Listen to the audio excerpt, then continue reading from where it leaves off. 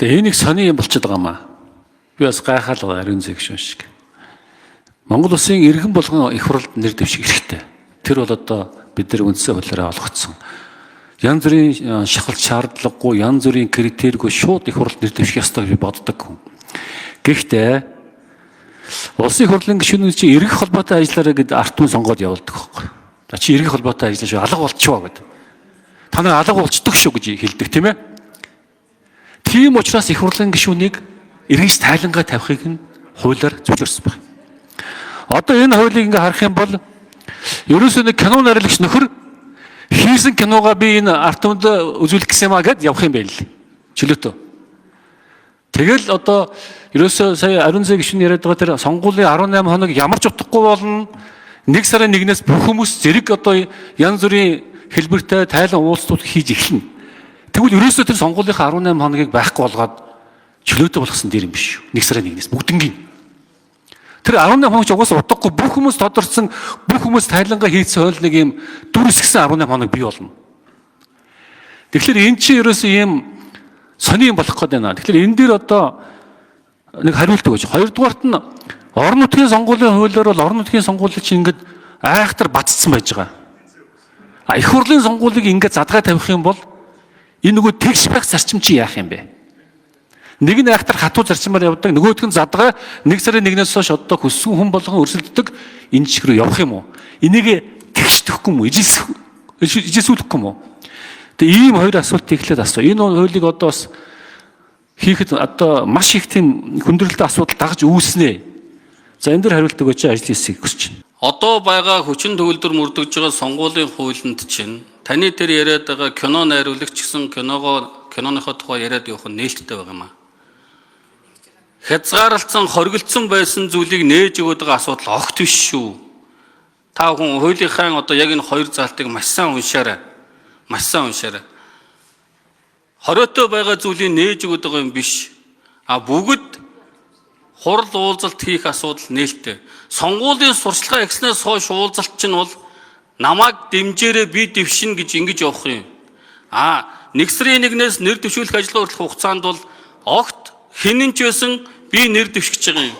Намайг дэмжээрэй гэж ярьж болохгүй. Тухайн асуудлаар ажлын тайлангаа бүх асуудлаа хурал уулзалт тодорхой сэдвээр ингээ яриад явах одоо асуудал чинь одоо мөрдөгдөж байгаа хуулийн дээр чинь хүчин төгөлдөр байгаа шүү.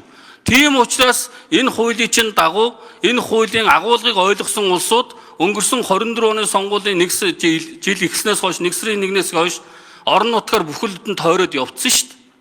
Энд чинь өөрөө одоо мөрдөгж байгаа хуулинд нээлттэй байгаа байхгүй юу? Хаалттай байсан юмыг одоо энэ нэмэлт өөрчлөлтөөр нээж өгж гэнэ гэж ингэж ойлгуул энэ бол буруу ойлголт шүү дээ. Та бүхэн энийг сайн анзаарж өгөөрэй л гэж хэлж байна.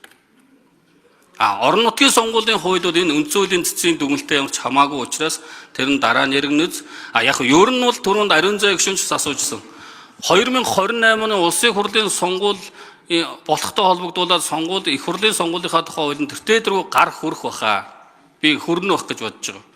Тэгэхээр энэ бол өнөөдрийн хэлж байгаа асуудал бол цэцгийн дүгнэлтийг та бид чинь өөрсдөө бүрэн одоо зүйл залтаар нь дөрвөн үндслээр нь хүлээгээд авсан байхгүй.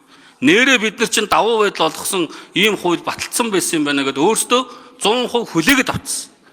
Хүлээгээд авцсан учраас улсын хурал энэ одоо зөрчлийг арилгах хүрээнд холбогдох хуулиндаа нэмэлт өөрчлөлт оруулах хуулийн хугацаатай энэ хуулийнхаа хүрээнд өнөөдөр асуудал маань орж ирж байгаамаа гэдгийг бас та хүмүүс зөв ойлгоорой. За бас тэгж тайлбарлаж болно. Нөгөө талаарч тайлбарлаж болно.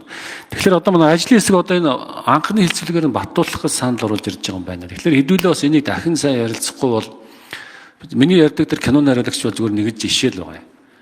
Хэрвээ их хурлын гишүүнийг ард түмэн сонгохдоо чи эргэж ирж тайлангаа тавь гэж сонгосон. Тийм ээ? Энэ дээр чинь сонгуулийн бус зорилгоор санал татах зорилгоор уулзалт зохион байгуулахгүй шүү энэ гэдэг тийм нэмэлт өгүүлбэр энэ нэмж болохгүй юм уу? Чинь тийм бүрхэг заалтай байгаа байхгүй. Тодорхой бүр тэрийг зааж өгч болохгүй юу?